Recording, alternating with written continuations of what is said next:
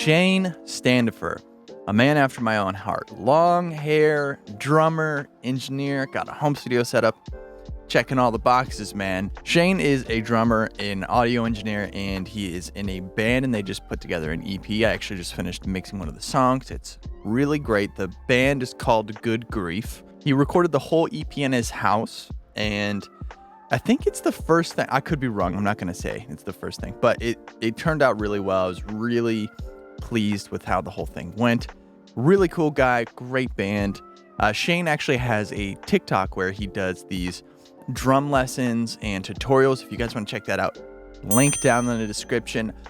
Also, I just updated the booking page on ANDREWMASTERSmusic.com. If you guys want to check that out, you can book the Zoom calls, mixing, remote drum sessions. Go check it out if you want to do that. It's been a lot of fun. I've been having a ton of fun working on your guys' projects, getting to chat with you guys. So yeah, Andrew Masters Music, if you guys want to check that out. Let's go check out Shane's epic home studio. Hey Shane. What's up, Andrew? Dude, thank you for having me over, first of all. Yeah, thanks for coming over, man. We built this a few years ago on the side of our garage. I play drums, and so, drums are super loud and everything, so I just like to have kind of like my own spot for it. So my dad and I, we built it together a few years ago, and we didn't really know how to really do any of this stuff. We just YouTubed it and Googled it. Really? And, yeah. That's awesome. Just figured it out. Here we are a few years later, and it's been fun, man. I love it. I'm in here every single day, just recording, playing drums and stuff, and nobody really hears me, so I can play all night long. Nobody knows. You got this little overhang here. Yes. So that you can load in and load out without getting rained on completely. Yeah. Which is huge. You got some lights out here, a deck separated from the ground, which is really, really nice. Yeah, it's fine. Just hang out and chill, while people are tracking, or you just want to talk, hang out, whatever, You said your dad did most of the construction on this? He did most of it, yeah. I mean, because I was working and going to school at the same time. Yeah. But I'd come home from school or come home from work or whatever. I just, I'd help him. But he mainly did most of it, though. And I mean, it looks awesome. This is really, really cool. He did an amazing job on it. My goal is I wanted to do this because I saw a bunch of YouTube drummers, just watching guys on YouTube doing it, and I was like, man, I could do that. I want to be able to do that, and obviously they would get sessions and get gigs from it and stuff, and I feel like I'm a good drummer, and I want to be able to do that, and so I feel like this would be a good opportunity for me to do it. I do a lot of recordings, I do videos and stuff. I'm mainly on TikTok right now doing TikTok stuff. I'm having fun over there with that. That's and then I also recorded my band in here. We got a bunch of singles lined up.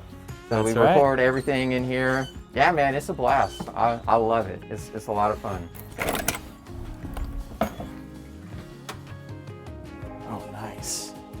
When we first started putting this together, I didn't know anything about audio production or video editing or anything like that, and even room treatment and all that stuff. I mean, I know some, but I'm no expert or anything. I bought these on Amazon.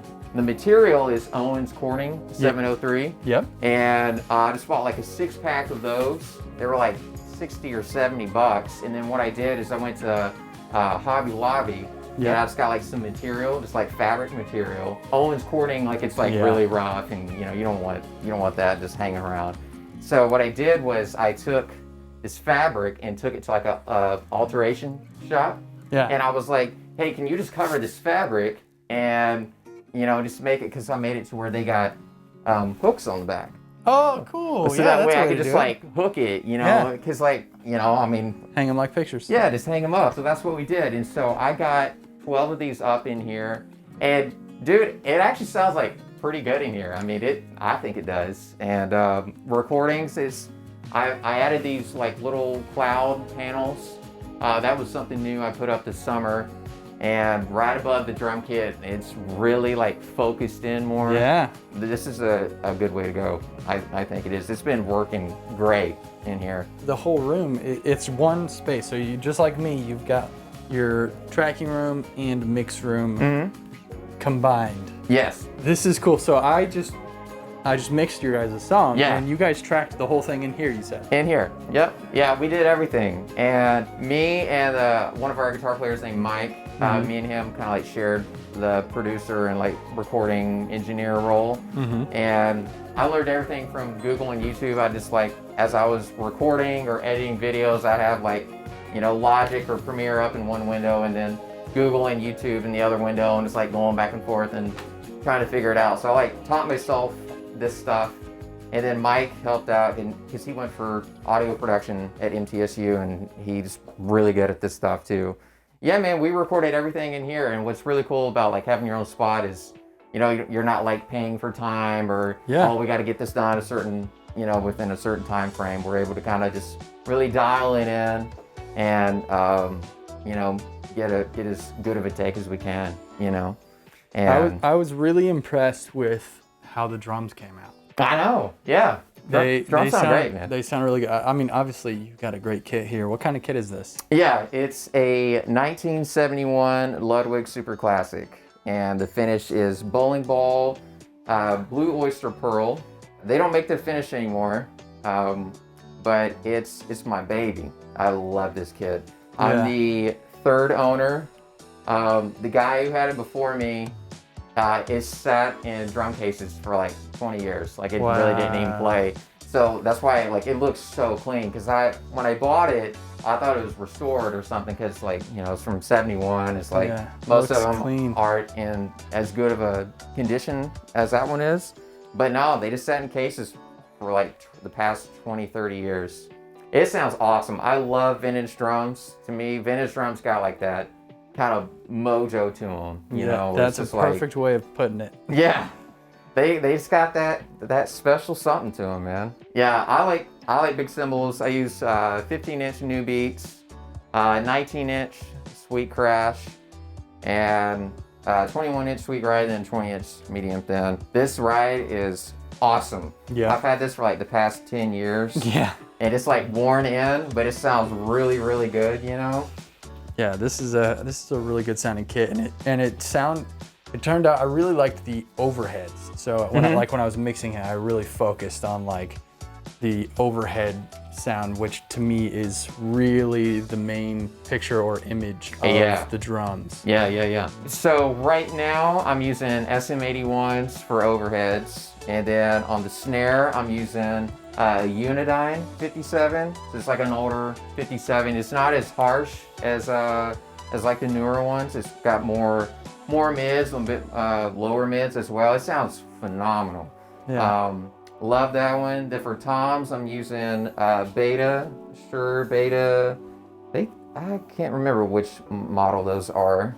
But they sound great, and you know, I do the videos and stuff, so I don't want like a big freaking mic, you know, like in the way. Yeah. And then for my kick, I'm using Beta 91 for my kick in. Oh, nice. Yes. And then for my kick out, I'm using Beta 52.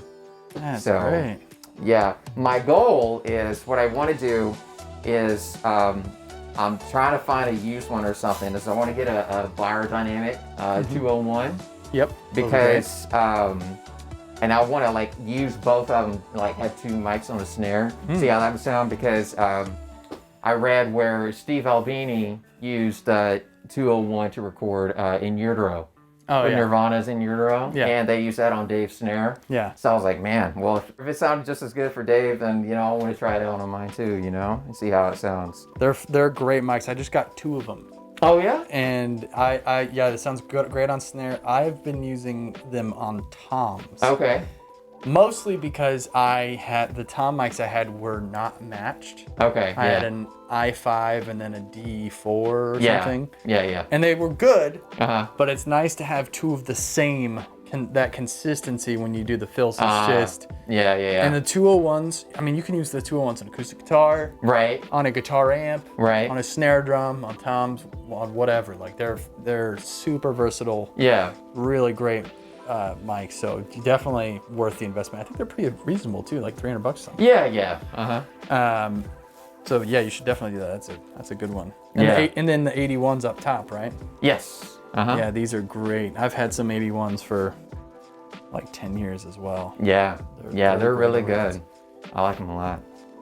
You know what amazed me is when I was listening and mixing these drums was the sound of the room. The overheads, but like the overheads are really just capturing the room. There's no room mic, so I was like, it sounds very open and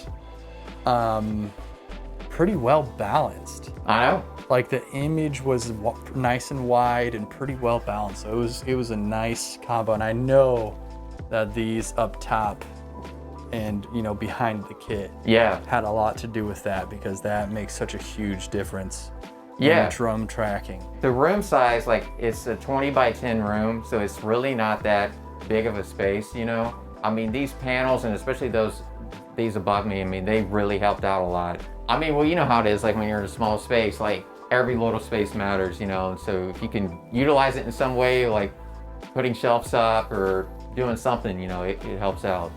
So you do your drum videos for TikTok, and you're doing lesson style videos and tutorials? Yeah. Okay, so what's the angle here? Where are you shooting from? I'm usually like right here. Right here? Yeah. And then you're just sitting behind the kit. Yeah, man. What's your handle? Shane's Main. Shane's Main. Yeah, that's right. I saw that when I was going through your thing. I was like, oh, that's so good. I know. I can never cut my hair now, because if I do, I gotta change my username. It's too much work, man. That's hilarious. Dude, I love it, man. I just like because bite size. Yeah, right? It's quick. Just get it done. And to me, I've done better on TikTok than I've done on YouTube. I mean, I'm making different content on TikTok than I was on YouTube. On YouTube, I was just doing covers. But with TikTok, I was like, I'm gonna try something different. And so, like, how to tune your snare drum, sound like John Bonham, Dave Grohl, because that's my baby up there too. That's the same snare that he used on the Nevermind tour. Wow. I don't know if it's the exact same one, but it is like the same model and same finish. Yeah.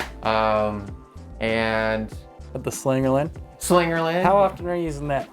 Not very often, right? No. Yeah, I've got the same snare. It came with my kit, and I never use it. For me, like, the strainer on it is just like, because I've thought about replacing the strainer on it, because it's just like it's just really not there, You can buy an aftermarket for it, but they got to drill holes in the drum to do it. It's like, I don't want to drill holes in this thing, It's a great sounding snare when you can like dial it in, because that's the 1-ply version, because there's like a 1-ply and a 3-ply version. The 1-ply is like that one. Those are the ones you really want, because those sound really good. Yeah. But I'm kind of with you on that, though. I think I might sell that here soon. And then is that a acrylite Superphonic? Superphonic. It's 67 Superphonic. Nice. Yeah, that one sounds awesome too. Supra's just got something to them, man, where it's like they got that crack. They do. You know, they're pretty loud, aren't they? I really want to get a 6.5 Supra. Yeah. So I can have a 5. And then what's your main one over here? My main one, so. Ooh. This one is kind of a Frankenstein snare. So like the shell is fiberglass, but the hoops and the lugs are Gretsch. So I don't know who makes it. There's no like mystery company. Snare. Yeah, it's like, it's just kind of like a weird mystery snare. I use this on everything. In fact, I use this more than the Supra and the Dave Grohl snare, because I don't know, it just sounds great, man. Like on everything. It just sounds awesome. Are these yours? Yeah, those are mine. The go-tos. Yeah.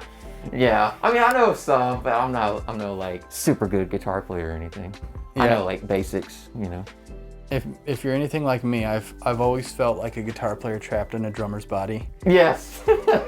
Where I always wanted to be the guitar player, but I was just always better at drums. Same. I couldn't get my fingers to like do it, Yeah. Like I can do chords, but when it comes to like lead stuff, I can never do that. Guitar is so fun. I mean, but obviously so is drums, but yeah. There's always been a part of my heart where I'm like, I'm really a guitar player. Yeah. It's just like people don't pay me to play guitar. They only pay me to play drums. Yeah. Sweet, this is a nice telly. Yeah. It's a Squier. Oh, nice. Got that butterscotch blonde finish to it. Yeah, that is beautiful. The Yamaha. I feel like I've got both of these, except I've got the Squire Strat. Okay. And then I've got a Yamaha. It's actually the thinner body. Mm-hmm. You know, the Traveler guitar or whatever. Oh, yeah. I've seen those. Yeah, those are cool. But they sound great. I know. They're cheap, great sounding acoustics. They are. Because we've recorded like some scratch tracks just using this and like an SM81. It's weird because like, you know, this isn't no like expensive guitar or whatever, but it sounds really good, you know. I think that's one thing, like out of all this, when I started recording and doing all the stuff in here is like, you know, you think, oh, I need this piece of gear, I need this and that. And it's like, really, it's just like using whatever you got, man. I think that's really what it comes down to. Once you have the space, then you can just start going. Yeah, exactly. And once you can start going, you can really figure out how to take advantage of it, whatever you have. Mm-hmm. Take small steps from there. Yeah. Okay, now I can record drums, great. Now, you know, now I can focus on, you know, the recording part or like mic placement or, you know, mixing or processing or whatever.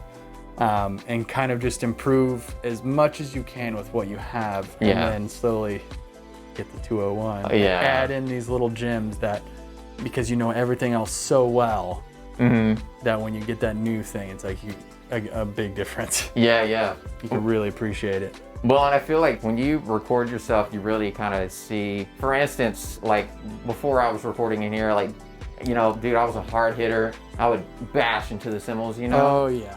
But then, like, once you record and you hear the overheads, you're like, man, all I'm hearing is just the, you know, it's like, maybe I need to, like, chill out a little bit, you know? Can I get you to say that again for everybody watching? Dude, that is such a huge lesson for drummers, because it's like, there's so many phenomenal drummers who are amazing drummers who don't play in the studio. Yes. And until you start playing in the studio, somebody pulls you aside and says, yo, you don't have to hit so hard, man. Like, these microphones are an inch away from your drums. Yeah. They can hear it. You don't got to hit it hard. Yeah, not so much like on cymbals, but really just making that kick and snare pop more. Yeah. You know, just adding just a little bit more emphasis on the kick and snare, and dude, your overheads will really start kicking in better and sound a lot better. And you could fit a couch in here. Yes. That's amazing. Yes. I envy that. I don't even have a couch. Yeah. It's nice to be able to sit down on a couch. It is, especially like when you have people over and stuff, you know, it's good for them to kind of have, you know, spot to chill. This desk, tell me about this desk. Big desk. It is. It honestly is a little bit of overkill. We bought it when we were first putting this together. I wasn't planning on getting a desk this big, but it was on clearance at Musician's Friends. I was like, yeah, dude, pick this thing up. It was a good deal. Yeah, it's got tons of space for outboard gear. Hopefully one day I'll be able to fill it all up, you know? Yeah. But it's an exciting purchase when you're building a room, getting a nice desk, regardless of whether it makes sense or not. Yeah. You know, it's an exciting thing. You're like, I'm investing in this. This is the future. Right. That's cool. What else we got? And then I'm using JBL monitors. I think they're the 8-inch versions. They sound great. They sound awesome. And then for my interface, I'm using a Scarlett 18920. We recorded our whole single and all the other singles we got that's about to be coming out. We recorded all of it on that. And then I got the MK2 Aqua Pre linked up with it as well. Nice. So that's 16 mic pre's, right? Mm-hmm. Yep. And are they connected to ADAT? Yes. My next purchase for in here is going to be I want to get Apollo X4. Oh, nice. That would be my next big boy purchase for the studio here. So how did these compare with one another? I would say like the Pre's and the MK2, they're better than the 18920, because like the one that I got, the 18920 is the first gen, so it's kind of old, but it still works. Yeah. You know, I mean, it works and it's great, and but now that I got the Aqua Pre, I've just been using the Pre's in there. And what computer are you rocking? MacBook Pro. I think it's a 2019 model. Nice. Yeah. What are you recording in? Logic. Logic. Yeah. Okay, Logic guy, sweet. Logic. Logic in audio and Premiere and video. I know. Weird combination. Interesting. Yeah. Yeah, I did the exact opposite. I was Pro Tools Premiere, then I was in Luna, and then I switched to Final Cut. And now I'm kind of back and forth with Pro Tools a little bit. It's a love-hate.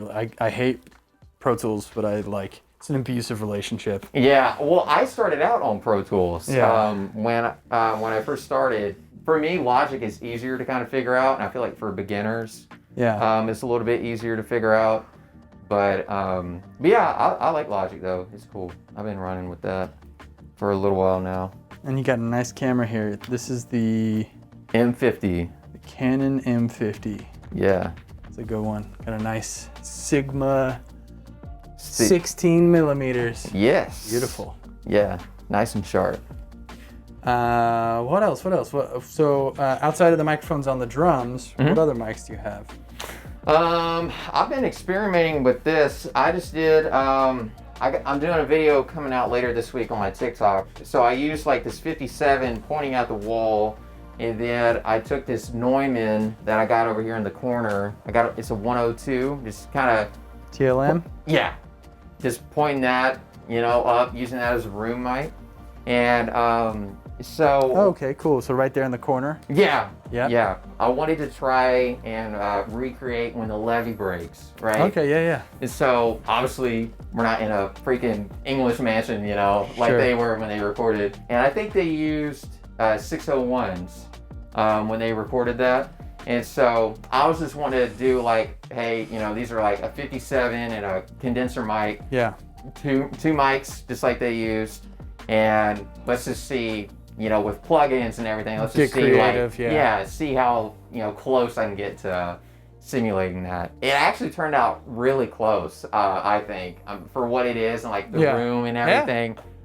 It turned out really, really good. Look forward to that one. That's gonna be cool. And then tell me about these pictures on the wall. You got some memorabilia up here? Yeah, dude. Yeah, it's just me and my band and just like my friends and stuff. We all went to MTSU down the street, and we all met there. All four of us, well, there's five of us, but four of us graduated all at the same time, so that was pretty cool. And that's me at Forks. That's my dude Danny. He's the man at Forks. I buy all my stuff at Forks. And then... Great drum shop. Oh, love Forks. Steve Ferrone from Tom Petty. Saw a drum clinic a few years ago with him. And then I also got him to sign this drum head at the end. Cool. Yeah, so that was cool. And then this was our first show that we did. It was like a little flyer that they made. And then up top, I did like a little drum cover to Maggie Rogers. I'm a big Maggie Rogers fan. And her drummer liked it, and that was, I don't know, I thought that was really awesome. And, cool. And then last year, this was my first endorsement that I got. I got with TNR. And so I've always read like drum magazines growing up and stuff, and you see those endorsement stuff come up, and I was like, man, I want to do that one day. I want to be endorsed. And then last year it happened, and I was like, man, this is awesome. Congratulations, man. What's the product? It's TNR, and so like they make here, I'll show you. So if you ever like mount your toms like in a snare stand, they're really dead, and they're always just like boom. Kind of choked out, yeah. So basically, what these, I can take a little piece off here and show you. Basically, these little rubber pieces kind of help give the drum like sustain. So there's like these little rubber pieces. You just wrap them around your arm here, and then you just place the drum in there, and it basically lets a tom float. So you get that sustain like you usually would. Yeah, so it's not choked out. Yeah, it's not choked out, and it's a big difference. Like when you have it on there, like without these, it's just like super dead. But then when you put these on, dude, you got sustain for days if you want it. That's great, dude. I love them. Super great. What's been the biggest challenge moving in here? Because this is your first space, right? Mm-hmm. What was the biggest challenge coming in here and learning everything? Dude, honestly, I would say everything, really. I think audio production was definitely, like, dude, it was so bad. Like, man, I didn't even know what a limiter was. So it's just like, I don't know, it's just stuff like that, man. It's just like learning, a good mic placements and and techniques and dude, just really everything, man. You know? Mostly like on the audio production side, engineering and all that stuff. Yeah. That's cool. Yeah. So Getting really- good levels, you know, stuff like that. Are you enjoying it? Oh, dude, I love it. Yeah, I'm Yeah. in here every day, man. Yeah. Yeah, it's a blast. I'm having fun with it, and yeah. That's cool, man. I'm happy for you. This is a really, really cool, intimate spot. But I mean, as demonstrated with, you know, you and your band and a lot of the other videos on, you know, on my channel, you can get creative. You can. With whatever you got, and the more creativity you can muster, you know, the more interesting the results you can get, and it's inspiring, you know. And also, I love that you're using TikTok for, you know, social media to give value through drums and you know, becoming a better musician, and that's what it's all about now. It is. You know, Yeah. especially everyone being at home, you know, you got to find a way to still provide value. Amazingly, you guys put together a really great record, and I'm excited to hear the other songs and, Yeah. and see when Absolutely, everything comes man. out. Hopefully, do you guys know when that first song's coming out? It's probably gonna be either sometime in March or April. It's Okay. gonna be right around then. Okay, cool. So Well, when it comes out, let me know, and then I will put a link in the description for people to check out appreciate for that man. song. Yeah. Otherwise, everyone can go follow you on TikTok. And you have an Instagram as well? Yes. Yeah, Shane's Main as Shane's well. Main on Instagram, okay. Everybody go follow Shane and check out the band and the TikTok and all that stuff, dude. Thank you so much for having me over and showing me your spot. Yeah, absolutely. Thanks for coming over, man.